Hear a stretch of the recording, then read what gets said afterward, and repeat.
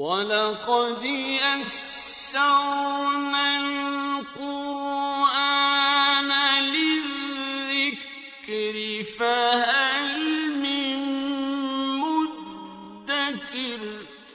اور ہم نے قرآن کو سمجھنے کے لیے آسان کر دیا، تو کوئی ہے جو سوچے سمجھے۔ صوت القرآن، قرآن کی آواز۔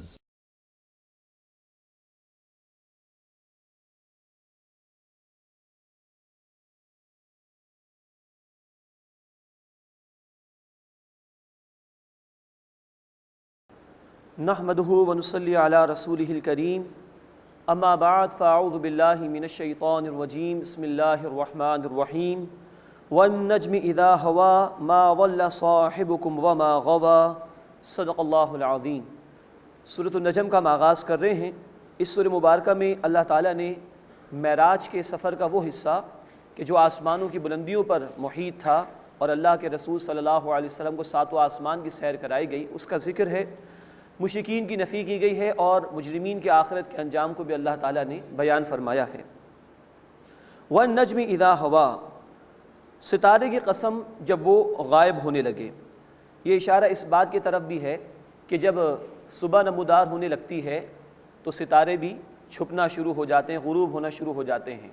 تو اب اللہ کے رسول صلی اللہ علیہ وسلم تشریف لے آئے ہیں اور اب آپ وہ نور لے کر آئیں کہ جس سے گمراہی کی تاریکیاں ختم ہو جائیں گی۔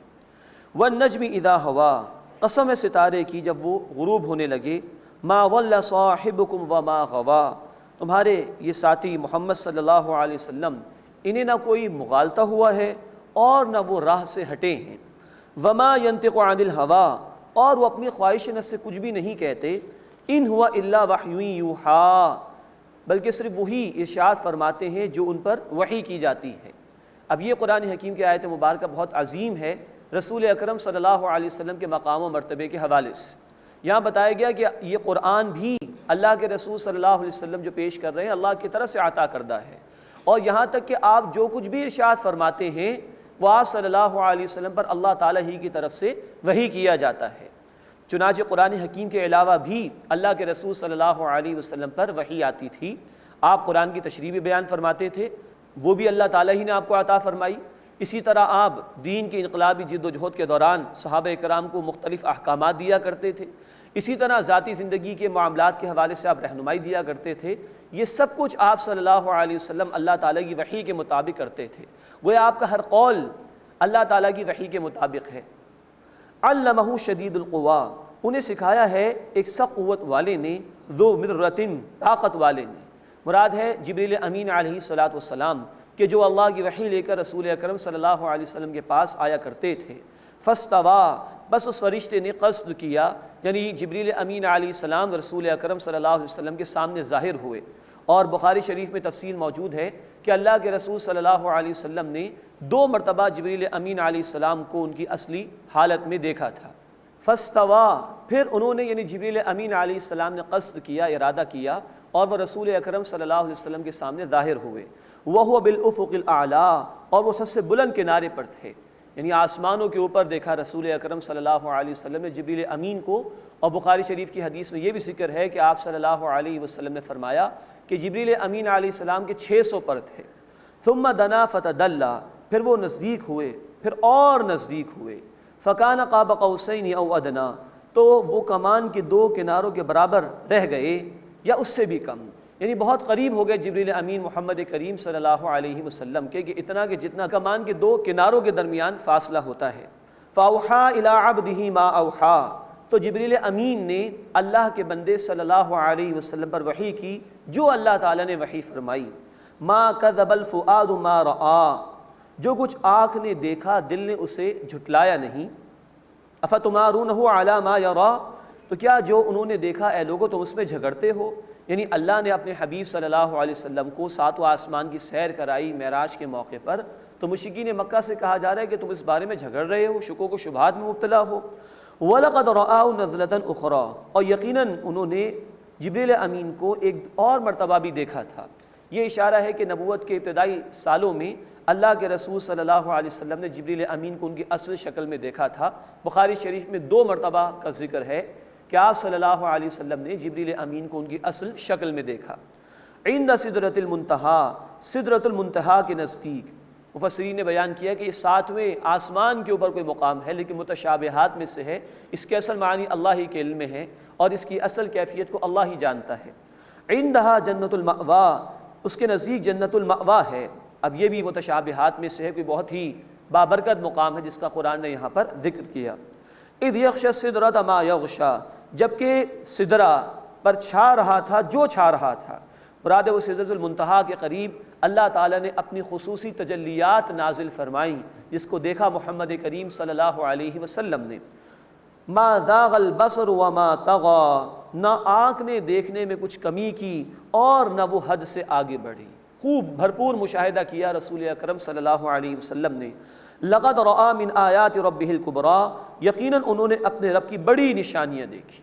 اللہ نے سدرۃ المنتہا بھی دکھایا، جنت المأوا بھی دکھایا، 7 آسمان بھی دکھائے، جنت کی سیر بھی کرائی، جہنم کے عذاب کی کیفیات بھی دکھائیں۔ یہ بڑی بڑی نشانی اللہ تعالیٰ نے اپنے رسول صلی اللہ علیہ وسلم کو دکھائیں۔ مزید ہم پڑھ چکے ہیں کہ معراج کے حوالے سے کچھ ذکر آیا تھا سورہ بنی اسرائیل کی پہلی آیت میں۔ مسجد بیت الحرام سے لے کے مسجد اقصیٰ تک اللہ تعالیٰ لے گئے رسول کریم صلی اللہ علیہ وسلم کو، اور وہاں سے پھر عروج ہے 7 آسمان اور اس سے اوپر جہاں تک اللہ کو مطلوب تھا، اس کا ذکر اس مقام پر آیا ہے۔ اب اس کے بعد مشرکین مکہ کے حوالے سے گفتگو ہو رہی ہے۔ افرأیتم اللات والعزیٰ، کیا تم نے دیکھا ہے لات اور عزیٰ کو، ومناۃ الثالثۃ الاخری، اور ایک تیسری منات کو۔ انہوں نے اپنے بتوں کے نام بھی مؤنث والے رکھے تھے، اس کی طرح قرآن اشارہ کر رہا ہے۔ الکم الذکر ولہ الانثیٰ، کیا تمہارے لیے بیٹے ہیں اور اللہ کے لیے بیٹیاں؟ فرشتوں کو اللہ کی بیٹیاں قرار دے دیے انہوں نے، اور خود ان کو بیٹیاں پسند نہیں تھی، اس پر اللہ کا تبصرہ ہوا۔ تلک اذا قسمۃ ضیزیٰ، بے شک یہ تو بڑی ہی بے ڈھنگی قسم کی تقسیم ہے۔ ان ہی الا اسماء سمیتموها انتم وآباؤکم، یہ تو صرف کچھ نام ہیں جو تم نے اور تمہارے باپ دادا نے رکھ لیے ہیں۔ ما انزل اللہ بہا من سلطان، اللہ نے اس کی کوئی دلیل نازل نہیں فرمائی۔ ان یتبعون الا الظن وما تهوى الانفس، وہ تو پیروی نہیں کرتے مگر صرف گمان کی اور خواہش نفس کی۔ وَلَقَدْ جَاءَهُم مِّن رَّبِّهِمُ الْهُدَىٰ، اور یقیناً ان کے رب کی طرف سے ان کے پاس ہدایت پہنچ چکی، لیکن پھر بھی یہ اس کا انکار کر رہے ہیں۔ ام للانسان ما تمنا، کیا انسان کے لیے وہ سب کچھ ہے جس کی وہ تمنا کرے؟ فللہ الآخرۃ والأولیٰ، بس اللہ ہی کے لیے ہے آخرت اور دنیا کی تمام بھلائی، تمام خیر۔ مراد یہ کہ کلی اختیار اللہ تعالیٰ کا ہے، انسان جو چاہے اس کو مل جائے ایسا ممکن نہیں ہے۔ کوشش انسان ضرور کرے، اس کا ذکر آگے چل کر آئے گا، لیکن یہ اختیار انسانوں کا نہیں کہ جو تمنا کر لیں وہ ان کو مل جائے۔ کل اختیار بھلائی کا، خیر کا، وہ اللہ تعالیٰ کے ہاتھ میں ہے، دنیا میں بھی اور آخرت میں بھی۔ اس کے بعد دوسرا رکوع ہے سورہ مبارکہ کا، جس میں مشرکین کے توہمات کی نفی کی گئی ہے۔ وَكَم مِّن مَلَكٍ فِي السَّمَاوَاتِ لَا تُغْنِي شَفَاعَتُهُمْ شَيْئًا، اور آسمانوں میں کتنے ہی فرشتے ہیں، ان کی سفارش کچھ بھی نفع نہیں دیتی۔ إِلَّا مِن بَعْدِ أَن يَأْذَنَ اللَّهُ لِمَن يَشَاءُ وَيَرْضَىٰ، مگر اس کے بعد کہ اللہ جس کے لیے چاہے اجازت دے اور پسند فرمائے۔ شفاعت ہوگی تو اللہ کے اذن سے ہوگی، اور صرف ان کے لیے کہ جن کے لیے اللہ پسند فرمائے گا۔ ان الذین لا یؤمنون بالآخرہ، بے شک جو لوگ آخرت پر ایمان نہیں رکھتے، لیسمون الملائکۃ تسمیۃ الانثیٰ، وہ فرشتوں کے نام عورتوں جیسے رکھتے ہیں۔ وما لہم بہ من علم، اور انہیں اس کا کوئی علم نہیں ہے۔ ان یتبعون الا الظن، وہ صرف گمان کی پیروی کرتے ہیں۔ وان الظن لا یغنی من الحق شیئا، اور گمان یقین کے مقابلے میں کچھ بھی نفع نہیں دیتا، کوئی دلیل ان کے پاس موجود نہیں ہے اپنے جھوٹے معبودوں کے لیے۔ فَأَعْرِضْ عَمَّن تَوَلَّىٰ عَن ذِكْرِنَا، بس اے نبی صلی اللہ علیہ وسلم آپ اس سے اعراض کیجئے جو منہ موڑتا ہے ہمارے ذکر سے۔ وَلَمْ يُرِدْ إِلَّا الْحَيَاةَ الدُّنْيَا، اور وہ دنیا کی زندگی کے سوا کچھ نہیں چاہتا۔ تو جو دنیا پرست ہیں آپ ان سے رخ پھیر لیجئے، یہ جانتے بوجھتے ہدایت کا انکار کر رہے ہیں، اب یہ قبول نہیں کریں گے۔ ذَلِكَ مَبْلَغُهُم مِّنَ الْعِلْمِ، یہ ہے ان کے علم کی رسائی کہ یہ آخرت کو جھٹلا رہے ہیں اور دنیا میں مبتلا ہیں۔ ان ربک هو اعلم بمن ضل عن سبیلہ، بے شک آپ کا رب اسے خوب جانتا ہے جو اس کے راستے سے گمراہ ہو گیا۔ وہو اعلم بمن اہتدی، اور اللہ اسے خوب جانتا ہے جس نے ہدایت پائی۔ وللہ ما فی السماوات وما فی الارض، اور اللہ ہی کے لیے جو کچھ آسمانوں میں ہے اور جو کچھ زمین میں ہے۔ لیجزی الذین اساءوا بما عملوا، تاکہ جن لوگوں نے برائی کی اللہ انہیں ان کے اعمال کا بدلہ دے اور سزا ان کو دی جائے گی۔ وَيَجْزِيَ الَّذِينَ أَحْسَنُوا بِالْحُسْنَى، اور جن لوگوں نے عمدگی کے ساتھ عمل کیا اللہ ان کو بھلائی کے ساتھ اجر عطا فرمائے۔ الَّذِينَ يَجْتَنِبُونَ كَبَائِرَ الْإِثْمِ وَالْفَوَاحِشَ إِلَّا اللَّمَمَ، وہ کہ جو بڑے گناہوں سے بچتے ہیں اور بے حیائی کے کاموں سے بچتے ہیں، سوائے یہ کہ کچھ چھوٹے چھوٹے گناہ، ان کا ہو جانا کوئی اتنا بڑا مسئلہ نہیں ہے اگر وہ بڑے بڑے گناہوں سے اور بے حیائی کی باتوں سے بچتے رہیں۔ یہ ذکر قرآن حکیم میں پہلے بھی آیا ہے، سورۃ النساء آیت نمبر 31 اور سورۃ الشورى آیت نمبر 37 میں، کہ اگر تم بڑے بڑے گناہوں سے بچتے رہو گے تو اللہ چھوٹے چھوٹے گناہوں کو ویسے ہی معاف فرما دے گا۔ بڑے گناہ وہ ہیں کہ جن پر دنیا میں کوئی سزا مقرر کی گئی یا آخرت میں کوئی سزا مقرر کی گئی، یا قرآن و حدیث میں جن گناہوں پر لعنت کی گئی ہے، یہ وہ گناہ ہیں کہ جو علماء نے کبیرہ گناہوں میں شامل کیے۔ اس کے علاوہ جو ہے وہ چھوٹے گناہ ہیں، صغیرہ گناہ ہیں، وہ اللہ معاف فرما دے گا اگر بندہ بڑے بڑے گناہوں سے بچتا رہے۔ لیکن یہ بھی یاد رکھنا چاہیے کہ علماء نے بات بیان کی کہ صغیرہ گناہوں کو بھی آدمی ہلکا نہ سمجھے، اور ایک صغیرہ گناہ مستقل مزاجی سے کر رہا ہے تو وہ بھی کبیرہ کے درجے میں ہو سکتا ہے۔ تو بچنا تمام گناہوں سے چاہیے، لیکن زیادہ ہمیں حساس اور سینسیٹیو ہونا چاہیے بڑے بڑے گناہوں کے حوالے سے۔ ایسا نہ ہو کہ چھوٹے چھوٹے مستحبات پر تو عمل ہو رہا ہو لیکن انسان حرام میں مبتلا ہو، شرک کر رہا ہو، والدین کی نافرمانی کر رہا ہو، جھوٹی گواہی دے رہا ہو، یہ بڑے بڑے گناہ ہیں۔ تو اس سے بچتا رہے اگر انسان بڑے بڑے گناہوں سے، تو چھوٹے گناہوں کو اللہ ویسے ہی معاف فرما دیں گے۔ ان ربک واسع المغفرہ، بے شک تمہارا رب وسیع مغفرت والا ہے۔ هو اعلم بكم اذ انشاكم من الارض، وہ تمہیں خوب جانتا ہے جب اس نے تمہیں زمین سے پیدا فرمایا، وہ تمہارے ایک ایک عمل سے واقف ہے۔ وَإِذْ أَنْتُمْ أَجِنَّةٌ فِي بُطُونِ أُمَّهَاتِكُمْ، اور جب تم اپنی ماؤں کے بدن میں بچوں کی صورت میں تھے اللہ اس وقت بھی تمہیں جانتا تھا۔ فَلَا تُزَكُّوا أَنفُسَكُمْ، بس اپنی پاکیزگی بیان نہ کرو کہ بہت ہی پاکیزہ اور بڑے نیک اعمال کر رہے ہو، یہ ظاہر کرنے کی بتانے کی ضرورت نہیں، اللہ جانتا ہے۔ هو اعلم بمن اتقى، اللہ خوب جانتا ہے اسے جس نے تقوی اختیار کیا، جو اللہ کی نافرمانی سے بچنے کی کوشش کر رہا ہے۔ اس کے بعد اس سورہ مبارکہ کا تیسرا اور آخری رکوع ہے، اس میں آخرت کا بیان اور نافرمانوں کا انجام ذکر کیا گیا ہے۔ افرأیت الذی تولی، بس اے نبی صلی اللہ علیہ وسلم کیا آپ نے اس کو دیکھا جس نے رخ پھیر لیا؟ مفسرین کی رائے کہ یہاں جو الفاظ آ رہے ہیں یہ ولید بن مغیرہ کے لیے۔ اول اس شخص نے بات سمجھنے کی کوشش کی، پھر آمادہ بھی ہو گیا ایمان قبول کرنے کے لیے، لیکن پھر کچھ لوگوں نے کہا کہ بھائی تم کیا قبول کر رہے ہو؟ اس نے کہا مجھے خوف بھی آخرت کا۔ تو کسی نے کہا کہ چلو تم ہمیں پیسہ دے دو ہم تمہیں بچا لیں گے، کچھ اس نے پیسہ دیا بھی بعد میں نہیں بھی دیا، لیکن یہ وہ شخص تھا کہ جو کچھ قریب آیا ایمان قبول کرنے کے پھر دور ہو گیا، اس کی طرف اشارہ ہے اس مقام پر۔ افرأیت الذی تولی، کیا آپ صلی اللہ علیہ وسلم نے دیکھا اس شخص کو جس نے رخ پھیر لیا، وَأَعْطَى قَلِيلًا وَأَكْدَى، اور تھوڑا مال دیا اور پھر بند کر دیا۔ اعنده علم الغیب فهو یرا، کیا اس کے پاس غیب کا علم ہے کہ وہ دیکھ رہا ہے؟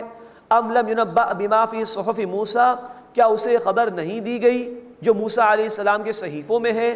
وابراہیم الذی وفا، اور ابراہیم علیہ السلام جنہوں نے اپنے وعدے کو وفا کیا، اپنی بات کو سچ ثابت کیا۔ جو ان رسولوں کو بات بیان کی گئی کیا اس کو اس کی خبر نہیں دی گئی؟ یعنی اللہ تزر وازرۃ وزر اخری، کوئی بوجھ اٹھانے والا کسی دوسرے کا بوجھ نہیں اٹھائے گا۔ وَأَن لَيْسَ لِلْإِنسَانِ إِلَّا مَا سَعَىٰ، اور انسان کے لیے صرف وہی ہے جس کی کہ اس نے کوشش کی۔ جیسے کہ ذکر آیا تھا آیت نمبر 24 میں کہ تمناؤں سے کچھ نہیں ہوگا، محنت کرنی ہوگی، ایمان قبول کرو، نیک اعمال کرو، اس چیز کی قدر و قیمت ہوگی اللہ تعالیٰ کے ہاں کہ تم اعمال بھی کر رہے ہو اور نیک اعمال بھی کر رہے ہو۔ تو یہاں کہا گیا کہ انسان کو وہی چیز کام آئے گی جو اس نے کوشش اور محنت کی ہوگی۔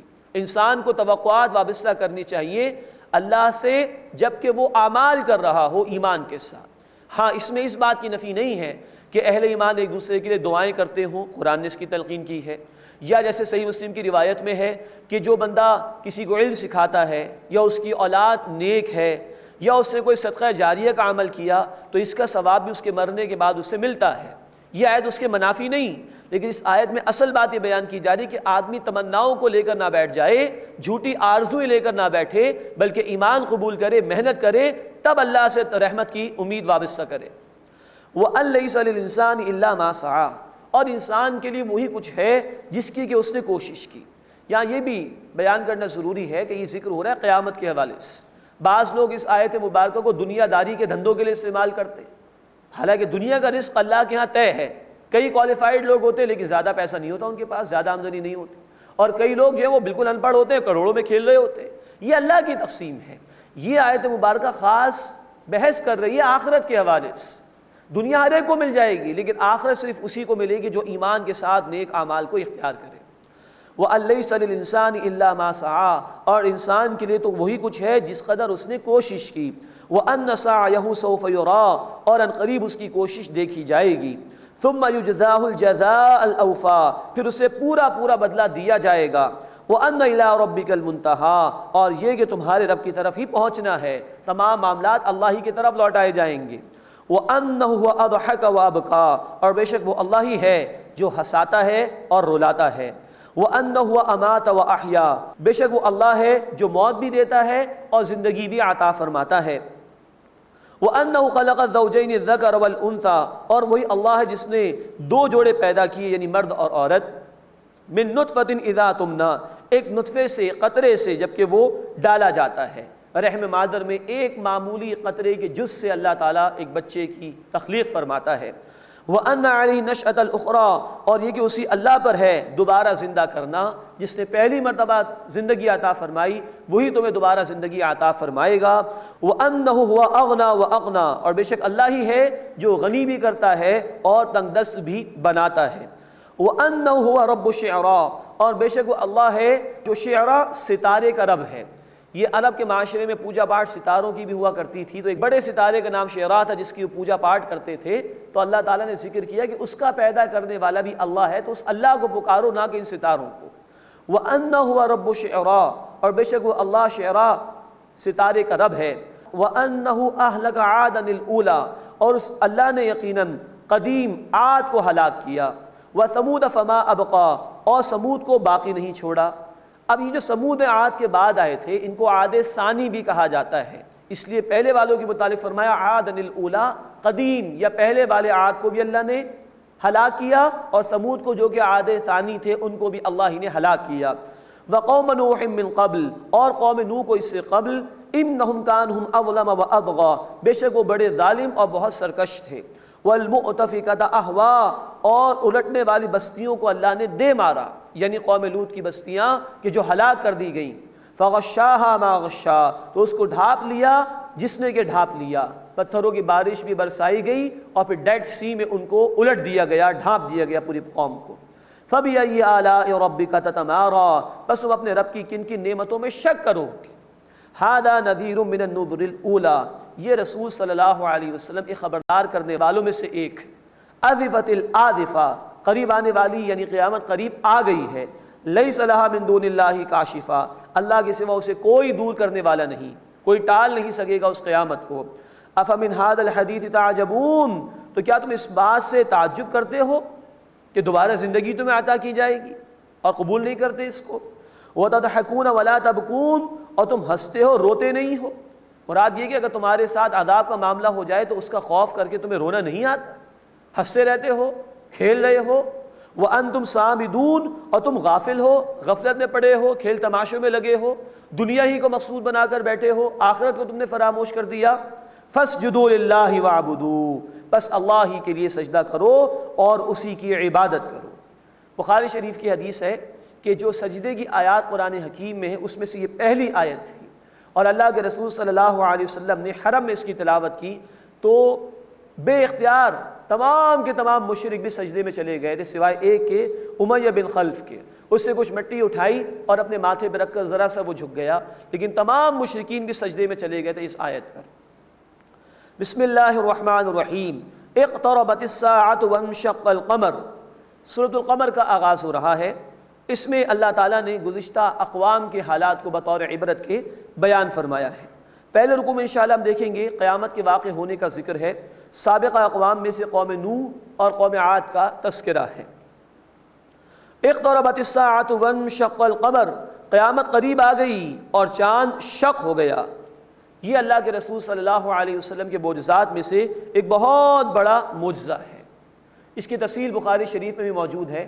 آپ صلی اللہ علیہ وسلم نے صحابہ کرام کے سامنے انگلی کا ایک اشارہ کیا چاند کی طرف، اور چاند کے دو ٹکڑے ہو گئے، اور حرا کا جو پہاڑ تھا وہ گویا کہ ان دو ٹکڑوں کے بالکل درمیان میں آ گیا اور لوگوں نے واضح طور پر دیکھا کہ چاند کے دو ٹکڑے ہو گئے تھے۔ سائنٹیفک ریسرچ نے یہ بات ہمیں بتائی کہ کچھ لوگ جو چاند سے واپس آئے انہوں نے بیان کیا کہ انہوں نے دڑاڑیں دیکھی ہیں چاند پر۔ اب اس کی حقیقت اللہ ہی بہتر جانتا ہے۔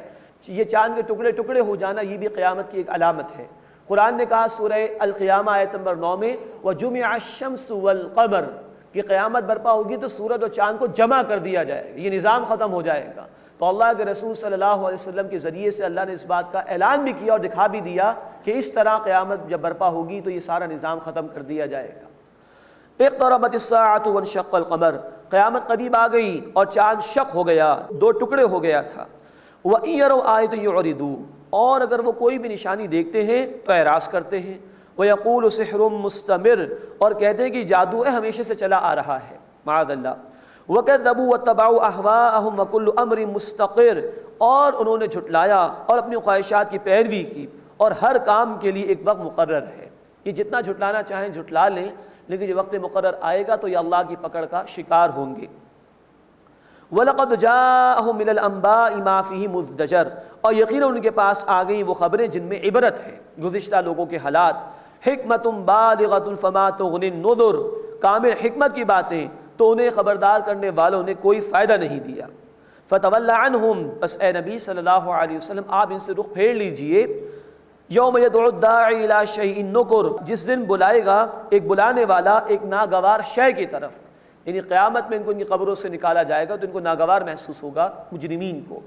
خش عن ابصارہم ان کی آنکھیں جھکی ہوئی ہوں گی ندامت کی وجہ سے۔ یخرجون من الاجداث کانہم جراد منتشر وہ قبروں سے اس طرح نکلیں گے گویا کہ وہ منتشر ٹڈی دل ہو، بھاگے چلے جا رہے ہوں گے، دوڑے چلے جا رہے ہوں گے خوف کے مارے، دہشت کے مارے۔ مہطعین الی الداع پکارنے والے کی طرف لپکتے ہوئے۔ یقول الکافرون کہیں گے کفر کرنے والے ھذا یوم عسر یہ بڑا سخت دن ہے۔ اب قوم نوح کا ذکر آ رہا ہے۔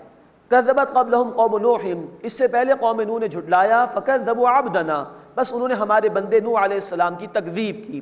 وقالوا مجنون وازدجر اور انہوں نے کہا کہ یہ تو مجنون ہے اور جھڑک دیے گئے ہیں، معاذ اللہ، اس طرح کے الزام تراشی کی انہوں نے۔ فدعا ربہ انی مغلوب فانتصر بس انہوں نے عرض کی اے میرے رب بے شک میں مغلوب ہوں بس تو بدلہ لے لے۔ یہ 950 برس کے بعد یہ بد دعا کی تھی پھر نوح علیہ السلام نے۔ ففتحنا ابواب السماء بماء منہمر تو ہم نے کثرت سے برسنے والے پانی سے آسمان کے دروازے کھول دیے، موسلادھار بارش برسائی گئی۔ وفجرنا الارض عیونا اور زمین سے چشمے جاری کر دیے۔ فالتقى الماء على امر قد قدر تو دونوں پانی اس کام پر مل گئے جو مقدر کر دیا گیا تھا۔ مراد یہ کہ آسمان سے بھی پانی برسا، زمین سے بھی پانی ابلنا شروع ہوا، یہ دونوں پانی مل گئے اس قوم کی تباہی کے لیے، اور جو امر یعنی جو فیصلہ اللہ نے طے کیا تھا وہ صادر ہو گیا۔ وَحَمَلْنَاهُ عَلَى ذَاتِ أَلْوَاحٍ وَدُسُرٍ اور ہم نے انہیں تختوں اور کیلوں والی کشتی پر سوار کیا۔ تجری بِأَعْيُنِنَا وہ چلتی تھی ہماری نگرانی میں، اللہ کی سپرویژن میں سارا کام ہوا، اللہ کے حکم سے ہوا۔ جزاء لمن کان کفر یہ بدلہ ہے ان کے لیے کہ جن کا انکار کیا گیا یعنی نوح علیہ السلام۔ وَلَقَدْ تَرَكْنَاهَا آیَةً فَهَلْ مِن مُدَّکِرٍ اور یقیناً ہم نے اسے ایک نشانی کے طور پر رہنے دیا تو کوئی ہے نصیحت حاصل کرنے والا۔ یہ حالات اس لیے اللہ تعالیٰ نے بار بار قرآن میں بیان فرمائے کہ تاکہ لوگ گزشتہ اقوام کی اس ہلاکت سے عبرت حاصل کریں اور اللہ کے دین کو قبول کریں اور اس کے تقاضوں پر عمل کریں۔ فَكَيْفَ كَانَ عَذَابِي وَنُذُرْ بس دیکھو کیسا ہوا میرا عذاب اور کیسا ہوا میرا ڈرانا۔ وَلَقَدْ يَسَّرْنَا الْقُرْآنَ لِلذِّكْرِ فَهَلْ مِن مُدَّكِرٍ اور یقیناً ہم نے نصیحت کے لیے قرآن کو آسان کر دیا ہے تو کوئی ہے جو نصیحت حاصل کرنے والا ہو۔ یہ آیت مبارکہ اس سورہ مبارکہ میں 4 مرتبہ آئی ہے۔ اس وقت یہ سورہ القمر کی آیت نمبر 17 ہے، پھر آیت نمبر 22، پھر آیت نمبر 32، پھر آیت نمبر 40 میں یہی الفاظ آئیں، بالکل ایک ہی آیت 4 مرتبہ کہ یقیناً اس قرآن کو ہم نے نصیحت کے لیے آسان کر دیا، بس تم میں سے کوئی ہے جو نصیحت حاصل کرے۔ اب یہ قرآن حکیم ہے، اللہ کا اوپن انویٹیشن ہے تمام انسانیت کے لیے، جو چاہے گا اسے نصیحت مل جائے گی۔ اس قرآن کا بیسک میسج میری زندگی کی حقیقت کیا ہے، اس دنیا میں مجھے کیوں بھیجا گیا، اس کائنات کی حقیقت کیا ہے، مجھے پیدا کرنے والا کون ہے، وہ مجھ سے کیا چاہتا ہے، کس بات سے راضی ہوگا، کس بات سے ناراض ہوگا، یہ قرآن کا بنیادی پیغام ہے جو اس کے سرفیس پر موجود ہے۔ اب جو چاہے اس سے فائدہ اٹھا لے۔ یہ قرآن حکیم اس اعتبار سے کہ بنیادی پیغام انسان کے سامنے واضح ہو جائے، انسان کو نصیحت حاصل ہو جائے، اس اعتبار سے قرآن دنیا کی آسان ترین کتاب ہے، اور اس اعتبار سے سمجھنے کے لیے ترجمے سے بھی آغاز کیا جا سکتا ہے۔ بہت سے غیر مسلم عربی تو نہیں جانتے، انگلینڈ میں، امریکہ میں، کینیڈا میں، یورپ کے دیگر ملکوں میں وہ قرآن پڑھ رہے ہیں اپنی زبانوں میں اور اسلام قبول کر رہے ہیں، الحمدللہ یہ قرآن پوزیس کر لیتا ہے، تو آغاز ترجمے سے کیا جا سکتا ہے، پر علماء کی تفاسیر موجود ہیں۔ اب قرآن نے کہا سورہ مریم آیت نمبر 97 اور سورہ دخان آیت نمبر 58 میں فَإِنَّمَا يَسَّرْنَاهُ بِلِسَانِكَ، اے نبی صلی اللہ علیہ وسلم اس قرآن کو ہم نے آپ کی زبان میں آسان کیا ہے، عربی کے اندر۔ ترجمہ بہرحال ترجمہ انسان کا کلام ہے، عربی اللہ کا کلام، اللہ کی زبان ہے، اس کی جو تاثیر ہے وہ انسانی زبان یا انسانی الفاظ کی تاثیر نہیں ہو سکتی۔ تو جو بھی پڑھے لکھے لوگ ہیں انہیں تو فکر کرنی چاہیے کہ ہم نے دنیا کی دیگر زبانیں سیکھ لیں، قرآن ہم نے نہ سیکھا، قرآن کی زبان نہ سیکھی، تو کل اللہ کے حضور کیا جواب دیں گے؟ انگریزی اتنی سیکھی کہ اب انگریزوں کو ہم پڑھا رہے ہیں، تو کیا اتنی عربی نہیں سیکھ سکتے کہ جس سے قرآن براہ راست ہمیں سمجھ میں آنا شروع ہو جائے، ترجمے کی ضرورت نہ ہو، تاکہ ہم قرآن کی تلاوت کر رہے ہوں، نماز میں پڑھ رہے ہوں، نماز میں سن رہے ہوں، تو بار بار ہمیں نصیحت حاصل ہو۔ کم سے کم پڑھے لکھے لوگوں پر تو یہ حجت ہے، انگریزی سیکھ لیتے ہیں، جرمن سیکھ لیتے ہیں، جاپنیز سیکھ لیتے ہیں، رشین سیکھ لیتے ہیں، فرینچ سیکھ لیتے ہیں، دنیا کے لیے نا، تو کیا اللہ کے دین کے لیے، اللہ کی کتاب کو سمجھنے کے لیے عربی زبان نہیں سیکھ سکتے؟ تو اور آسان ہو جائے گا انشاءاللہ۔ اس پہلو سے قرآن دنیا کی آسان ترین کتاب ہے، اور یہ سب کے لیے عام ہے۔ اگر کوئی کسی کو روکتا ہے اس پہلو سے تو بہت بڑا نادان آدمی ہے جو دین اور اللہ کی کتاب سے لوگوں کو روک رہا ہے اس پہلو کے اعتبار سے۔ ہاں، دوسری طرف یہ بھی ہے کہ قرآن حکیم اللہ کا کلام ہے، اس میں گہرائی بھی ہے، ڈیپتھ بھی ہے، گہرائی بھی ہے، اور اللہ کے رسول صلی اللہ علیہ وسلم نے فرمایا جامع ترمذی کی حدیث میں کہ قیامت ہو جائے گی لیکن اس کے آ جائے بعد اس قرآن کے نئے نئے پہلو کبھی ختم نہیں ہوں گے۔ تو ایک اعتبار سے دنیا کی مشکل ترین کتاب بھی ہے، سینکڑوں علوم حاصل کرنے کے بعد بھی، برسوں لگانے کے بعد بھی اس قرآن حکیم کا حق ادا نہیں کیا جا سکتا۔ تو ایک اعتبار سے آسان ترین نصیحت کے لیے بنیادی ہدایت سامنے آ جائے، زندگی کا مقصد واضح ہو جائے، ہر انسان کے لیے اوپن ہے یہ۔ دوسرے اعتبار سے مشکل ترین، ہمارے اسلاف نے پوری زندگیاں لگا دی، لیکن تب بھی وہ کہتے تھے واللہ عالم، اللہ ہی بہتر جانتا ہے، پوری زندگیاں لگانے کے باوجود بھی اس کا حق ادا نہیں ہو سکتا، اس اعتبار سے مشکل ترین کتاب ہے۔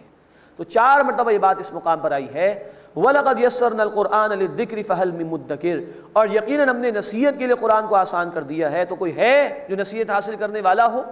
اب قوم عاد کا ذکر آ رہا ہے، كَذَّبَتْ عَادٌ فَكَيْفَ كَانَ عَذَابِي وَنُذُرِ، قوم عاد نے جھٹلایا تو دیکھو کیسا ہوا میرا عذاب اور کیسا ہوا میرا ڈرانا۔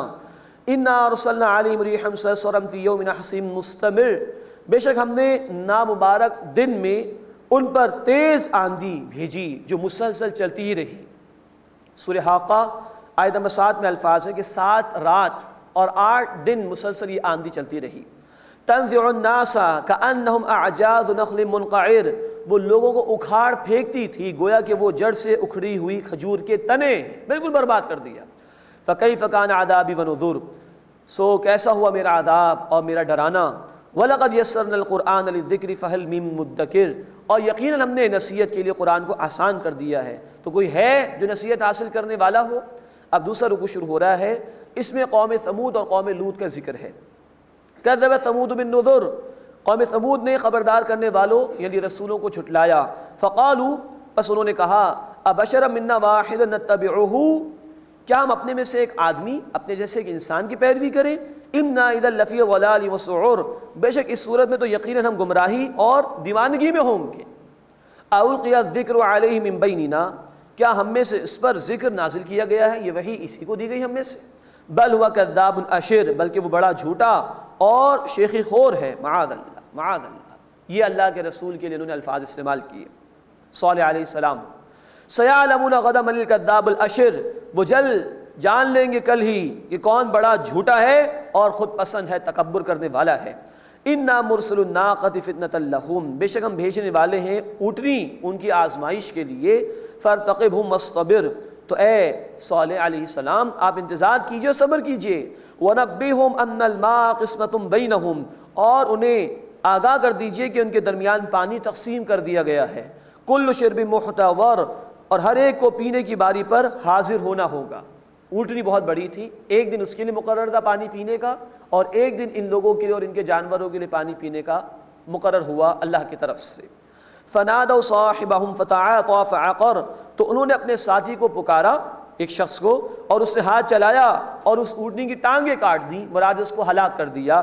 فَكَيْفَ كَانَ عَذَابِي وَنُذُرِ، تو کیسا ہوا میرا عذاب اور میرا ڈرانا۔ اِنَّا أَرْسَلْنَا عَلَيْهِمْ صَيْحَةً وَاحِدَةً، بے شک ہم نے ان پر ایک ہی چنگاڑ بھیجی، زوردار آواز۔ فَكَانُوا كَحَشِيمِ الْمُحْتَظِرِ، تو وہ ہو گئے روندی ہوئی سوکھی باڑ کی طرح، بالکل چورا چورا کر دیے گئے، برباد کر دیے گئے۔ وَلَقَدْ يَسَّرْنَا الْقُرْآنَ لِلذِّكْرِ فَهَلْ مِن مُدَّكِرٍ، اور یقیناً ہم نے نصیحت کے لیے قرآن کو آسان کر دیا ہے، تو کیا کوئی ہے نصیحت حاصل کرنے والا؟ كَذَّبَتْ قَوْمُ لُوطٍ بِالنُّذُرِ، لوط علیہ السلام کی قوم نے رسولوں کو جھٹلایا۔ إِنَّا أَرْسَلْنَا عَلَيْهِمْ حَاصِبًا إِلَّا آلَ لوط، تو بے شک ہم نے ان پر پتھر برسانے والی آندھی بھیجی لوط علیہ السلام کے گھر والوں کے سوا۔ نجیناہم بسحر، ہم نے انہیں بچا لیا صبح سویرے، نعمت من عندنا، اپنی طرف سے فضل فرما کر۔ کذالک نجزی من شکر، اسی طرح بدلہ دیتے ہیں اسے جو شکر ادا کرے۔ وَلَقَدْ أَنذَرَهُمْ بَطْشَتَنَا فَتَمَارَوْا بِالنُّذُرِ، اور یقیناً لوط علیہ السلام نے انہیں ہماری پکڑ سے ڈرایا تو وہ ڈرانے کے بارے میں جھگڑنے لگے، شکوک میں مبتلا ہو گئے۔ وَلَقَدْ رَاوَدُوهُ عَنْ ضَيْفِهِ، اور یقیناً انہوں نے لوط علیہ السلام سے ان کے مہمانوں کا مطالبہ کیا۔ وہ فرشتے جو انسانی شکل میں آئے تھے نوجوان لڑکوں کی صورت میں، تو قوم کے لوگوں نے برا ارادہ کرنا چاہا ان کے حوالے سے۔ فَطَمَسْنَا أَعْيُنَهُمْ، بس ہم نے ان کی آنکھیں مٹا دی، انہیں اندھا کر دیا۔ فَذُوقُوا عَذَابِي وَنُذُرِ، بس میرے عذاب اور میرے ڈرانے کا مزہ چکھو۔ وَلَقَدْ صَبَّحَهُمْ بُكْرَةً عَذَابٌ مُسْتَقِرٌ، اور یقیناً صبح سویرے ان پر ایک مستقل عذاب آ گیا۔ فَذُوقُوا عَذَابِي وَنُذُرِ، بس میرے عذاب اور میرے ڈرانے کا مزہ چکھو۔ وَلَقَدْ يَسَّرْنَا الْقُرْآنَ لِلذِّكْرِ فَهَلْ مِن مُدَّكِرٍ، اور یقیناً ہم نے نصیحت کے لیے قرآن کو آسان کر دیا، تو کوئی ہے جو نصیحت حاصل کرنے والا ہو؟ اس کے بعد اس سورہ مبارکہ کا تیسرا اور آخری رکوع ہے، آل فرعون کا ذکر ہے، اور قیامت کے حوالے سے اللہ تعالیٰ نے گفتگو ارشاد فرمائی ہے۔ وَلَقَدْ جَاءَ آلَ فِرْعَوْنَ النُّذُرُ، اور یقیناً آل فرعون کے پاس رسول آئے۔ كَذَّبُوا بِآيَاتِنَا كُلِّهَا، تو انہوں نے ہماری تمام نشانیوں کو جھٹلا دیا۔ فَأَخَذْنَاهُمْ أَخْذَ عَزِيزٍ مُقْتَدِرٍ، تو ہم نے انہیں پکڑا ایک غالب اور صاحب قدرت کی پکڑ کی صورت میں۔ اکفارکم خیر من اولئکم ام لکم براءۃ فی الزبر، کیا ان سے تمہارے کفار بہتر ہیں یا تمہارے لیے صحیفوں میں کوئی معافی نامہ ہے؟ ام یقولون نحن جمیع منتصر، کیا وہ کہتے ہیں کہ ہم ایک جماعت ہیں بدلہ لینے والے؟ یہ کر دکھا رہے ہیں۔ سیہزم الجمع ویولون الدبر، ان قریب جماعت شکست کھائے گی اور وہ پیٹ پھیر کر بھاگ جائیں گے۔ بل الساعۃ موعدہم، بلکہ قیامت ان کے وعدے کا وقت ہے۔ والساعۃ ادھیٰ وامر، اور قیامت اس کی گھڑی بہت سخت اور بڑی تلخ ہوگی۔ ان المجرمین فی ضلال وسعور، بے شک مجرم گمراہی اور جہالت میں ہیں۔ یوم یسحبون فی النار علی وجوہہم، جس دن وہ اپنے منہوں کے بل آگ میں گھسیٹے جائیں گے۔ ذوقوا مس سقر، تم جہنم کی آگ لگنے کا مزہ چکھو۔ اللہم اجرنا من النار، اے اللہ ہمیں آگ کے عذاب سے محفوظ فرما۔ انا کل شیء خلقناہ بقدر، بے شک ہم نے ہر شے کو ایک اندازے کے مطابق پیدا کیا۔ ہر شے اللہ تعالیٰ نے خوب عمدگی کے ساتھ بنائی۔ گرم علاقوں کے اندر اللہ تربوز پیدا فرما دیتا ہے، سرد علاقوں میں ریچھ جیسے جانور کو اللہ بڑے بال دے دیتا ہے، یا دیگر برفانی علاقوں کے جانوروں کو اللہ بڑے بال دے دیتا ہے۔ سورج کو اللہ تعالیٰ نے زمین سے مناسب فاصلے پر رکھا، اگر وہ زیادہ دور ہو جاتا تو زمین سرد ہو جاتی، جم جاتی برف سے، ذرا قریب ہو جاتا تو زمین بھٹی بن کر ختم ہو جاتی۔ تو ہر شے مناسب انداز میں اللہ نے پیدا فرمائی اور رکھی ہے۔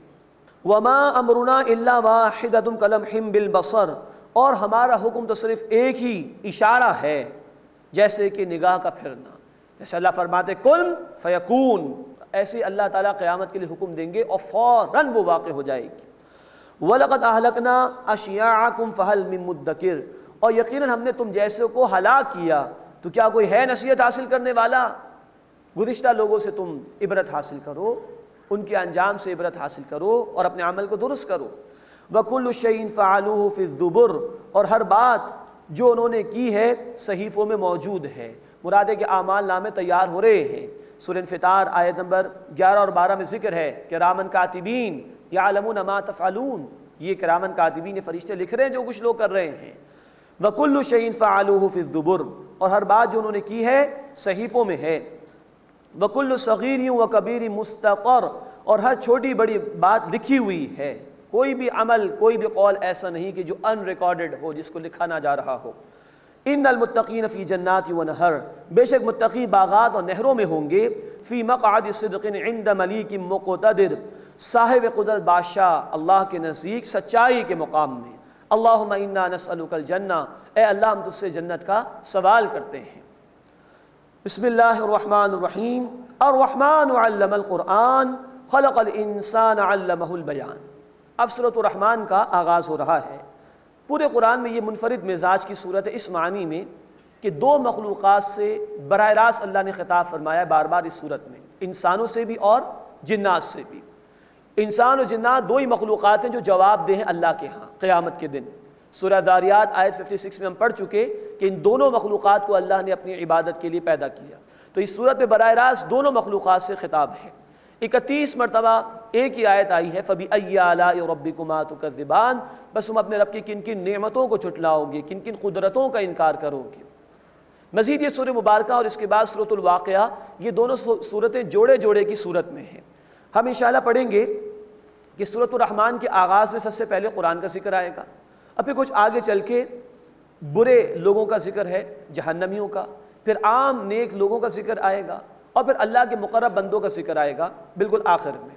اس کے برعکس سورۃ الواقعہ میں ہم دیکھیں گے عکسی ترتیب کے ساتھ یہی چار باتیں آئیں گی۔ وہاں پہلے مقرب بندوں کا ذکر آئے گا، پھر عام نیک لوگوں کا ذکر آئے گا، پھر نافرمان لوگوں کا ذکر آئے گا، اور پھر قرآن کی عظمت کے حوالے سے گفتگو آئے گی۔ پہلے رکوع میں اللہ کی قدرتوں کا بیان ہے، قرآن حکیم کی عظمت کے حوالے سے بھی اللہ تعالیٰ نے ذکر فرمایا ہے، اور مجرمین کے حوالے سے بھی اللہ تعالیٰ نے گفتگو ارشاد فرمائی ہے۔ الرحمن علم القرآن، رحمان نے قرآن کا علم سکھایا۔ خلق الانسان علمہ البیان، انسان کو اللہ نے پیدا فرمایا اور اسے بولنے کی صلاحیت عطا فرمائی۔ ان چار باتوں میں اللہ نے چار عظیم باتیں بیان فرمائی۔ اللہ کی سب سے عظیم ترین صفت، صفت رحمت، اس کے لیے اللہ کا صفاتی نام آیا الرحمن۔ علم القرآن، تمام علوم اللہ ہی نے انسان کو سکھائے، جو علم انسان کے پاس ہے، لیکن جو ٹاپ کا علم ہے وہ قرآن کا علم ہے۔ خلق الانسان، اللہ نے انسان کو پیدا فرمایا۔ کل مخلوقات کو اللہ ہی نے پیدا فرمایا، لیکن اللہ کی تخلیق کا شاہکار اور ماسٹر پیس ہے انسان، فرمایا خلق الانسان، اللہ نے انسان کو تخلیق فرمایا۔ علمہ البیان، اللہ نے انسان کو بولنے کی صلاحیت دی، تمام تر صلاحیتیں اللہ ہی نے دی، سننے کی بھی، دیکھنے کی بھی، سونگھنے کی بھی، لیکن بہترین صلاحیت وہ بولنے کی صلاحیت ہے۔ ان چار باتوں کا حاصل یہ ہے کہ وہ اللہ جس نے اپنی رحمانیت کے طفیل میں بہترین مخلوق یعنی انسان کو بہترین علم یعنی قرآن عطا فرمایا، اس مخلوق سے تقاضا یہ ہے کہ وہ اپنی بہترین صلاحیتوں کو اس بہترین علم کے لیے استعمال کرے، جس کو اللہ کے حبیب صلی اللہ علیہ وسلم نے فرمایا بخاری شریف کی حدیث میں، خیرکم من تعلم القرآن وعلمہ، تم میں سے بہترین لوگ وہ ہیں جو قرآن سیکھیں اور قرآن سکھائیں۔ اللہ ہمیں ان لوگوں میں شامل فرمائے۔ اللہ نے بہترین علم دیا انسان کو، قرآن دیا، بہترین صلاحیتیں دی، وہ دنیا کے چند ٹکے کمانے میں لگا لے اس کو، یہ تو کوئی حاصل نہ ہوا۔ انسان میں نرا حیوان بن جائے، کھائے پیے اور موج اڑائے، تو انسان اور حیوان میں فرق کیا ہو گیا؟ تو بہترین صلاحیتوں کو بہترین علم یعنی قرآن کے لیے استعمال کرنا چاہیے۔ اللہ ہمیں اس کی توفیق عطا فرمائے۔ الشمس والقمر بحسبان، سورج اور چاند ایک حساب سے گردش کرتے ہیں۔ والنجم والشجر یسجدان، اور جھاڑیاں، جڑی بوٹیاں اور درخت سجدہ کرتے ہیں۔ والسماء رفعها ووضع الميزان، اور اللہ نے آسمان کو بلند کیا اور اس میں توازن رکھ دیا۔ پوری کائنات عدل پر قائم ہے اللہ کی۔ اللہ تطغوا فی المیزان، تم بھی توازن میں زیادتی نہ کرو، جس بیلنس پر اللہ نے پوری کائنات کو پیدا کیا اس کو ڈس بیلنس نہ کرو، توازن رکھو، عدل قائم کرو۔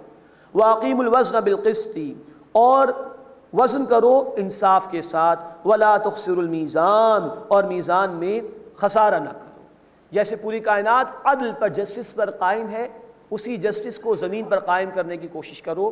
ہم پڑھیں گے انشاءاللہ سورۃ الحدید آیت نمبر 25 میں، تمام رسولوں کو اسی لیے بھیجا گیا لیقوم الناس بالقسط، تاکہ انسانیت قسط پر، انصاف پر، جسٹس پر قائم ہو جائے۔ والارض وضعها للانام، اور اللہ نے زمین کو مخلوق کے لیے بچھایا، فیہا فاکہۃ، اس میں میوے ہیں، والنخل ذات الاکمام، اور غلاف والی کھجوریں ہیں، والحب ذو العصف والریحان، اور غلہ ہے بھوسے والا اور خوشبودار پھول بھی ہیں۔ فبأي آلاء ربكما تكذبان، تو بس تم اپنے رب کی کن کن نعمتوں کا انکار کرو گے۔ اعلیٰ کا لفظ نعمتوں کے لیے بھی استعمال ہوتا ہے اور قدرتوں کے لیے بھی استعمال ہوتا ہے۔ یہ آیت مبارکہ جب جنات نے سنی تھی تو انہوں نے ایک جواب دیا تھا، جامع ترمذی میں اس کو نقل کیا گیا ہے، اور اللہ کے رسول صلی اللہ علیہ وسلم نے ہمیں پڑھنے کی تلقین فرمائی۔ جنات نے کہا تھا، جو ہمیں بھی پڑھنا چاہیے، لا بشیء من نعمک ربنا نکذب فلک الحمد، اے اللہ تیری نعمتوں میں سے ہم کسی ایک نعمت کی بھی تکذیب نہیں کرتے، تمام شکر تمام تعریف تیرے ہی لیے ہے۔ خلق الانسان من صلصال کالفخار، اللہ تعالیٰ نے انسان کو بجنے والی مٹی سے پیدا کیا، ٹھیکری جیسی، یعنی وہ مٹی جسے آگ میں پکا لیا جائے، اس سے انسان کی پھر تخلیق ہوئی۔ وَخَلَقَ الْجَانَّ مِن مَارِجٍ مِّن نَار، اور جنات کو آگ کی لپٹ سے اللہ تعالیٰ نے پیدا کیا، وہ آگ سے بنائے گئے۔ فَبِأَيِّ آلَاءِ رَبِّكُمَا تُكَذِّبَانِ، بس تم اپنے رب کی کن کن قدرتوں کو جھٹلاؤ گے۔ رب المشرقین و رب المغربین، وہ رب ہے دو مشرقوں اور دو مغربوں کا۔ فَبِأَيِّ آلَاءِ رَبِّكُمَا تُكَذِّبَانِ، بس تم اپنے رب کی کن کن قدرتوں کو جھٹلاؤ گے۔ ہر روز سورج کے نکلنے اور غروب ہونے کے مختلف مقامات کے اعتبار سے ڈیفرنٹ ہوتے ہیں۔ پھر سائنس نے یہ بھی ہمیں بتایا کہ سردی اور گرمی کے اعتبار سے ایک انتہائی مشرق ہوتا ہے، ایک انتہائی مغرب ہوتا ہے۔ تو سردی اور گرمی میں یہ انتہائی جو مقامات ہیں وہ بدلتے رہتے ہیں، تو دو مشرق اور دو مغرب کا ذکر اس معنی میں۔ مرج البحرین یلتقیان، اس اللہ نے دو دریا بہائے ایک دوسرے سے ملے ہوئے، بینہما برزخ لا یبغیان، ان دونوں کے درمیان ایک آڑ ہے تو وہ ملتے نہیں ہیں، ایک کا پانی انتہائی میٹھا، ایک کا انتہائی کھارا، ایک کا پانی جو ہے وہ پینے کے لیے بڑا عمدہ ہے، دوسرے کا انتہائی تلخ ہے۔ یہ اللہ کی قدرتیں ہیں کہ یہ دونوں ایک دوسرے پر غالب نہیں آ سکتے۔ فَبِأَيِّ آلَاءِ رَبِّكُمَا تُكَذِّبَانِ، بس تم اپنے رب کی کن کن قدرتوں کو جھٹلاؤ گے۔ يَخْرُجُ مِنْهُمَا اللُّؤْلُؤُ وَالْمَرْجَانُ، ان دونوں سے نکلتے ہیں موتی اور مرجان۔ مرجان بھی موتی کی اقسام ہیں، لیکن ان میں نباتات کی بھی خصوصیات ہوتی ہیں، ان کے اندر بھی کچھ نہ کچھ شاخیں ہوتی ہیں پودوں کی طرح۔ فَبِأَيِّ آلَاءِ رَبِّكُمَا تُكَذِّبَانِ، بس تم اپنے رب کی کن کن نعمتوں کو جھٹلاؤ گے۔ وَلَهُ الْجَوَارِ الْمُنشَآتُ فِي الْبَحْرِ كَالْأَعْلَامِ، اور اسی اللہ کے لیے ہے سمندروں میں پہاڑوں کی طرح چلنے والے جہاز۔ یہ بڑے بڑے جہاز چلتے ہیں تو گویا دور سے معلوم ہوتے ہیں کہ بڑے بڑے پہاڑ ہیں جو سمندر میں دکھائی دے رہے ہیں، اللہ انہیں تھامتا ہے۔ فَبِأَيِّ آلَاءِ رَبِّكُمَا تُكَذِّبَانِ، بس تم اپنے رب کی کن کن نعمتوں کو جھٹلاؤ گے۔ اللہ ہمیں اپنی نعمتوں کی قدر کرنے اور ان کا شکر ادا کرنے کی توفیق عطا فرمائے، آمین یا رب العالمین۔ وآخر دعوانا ان الحمد للہ رب العالمین۔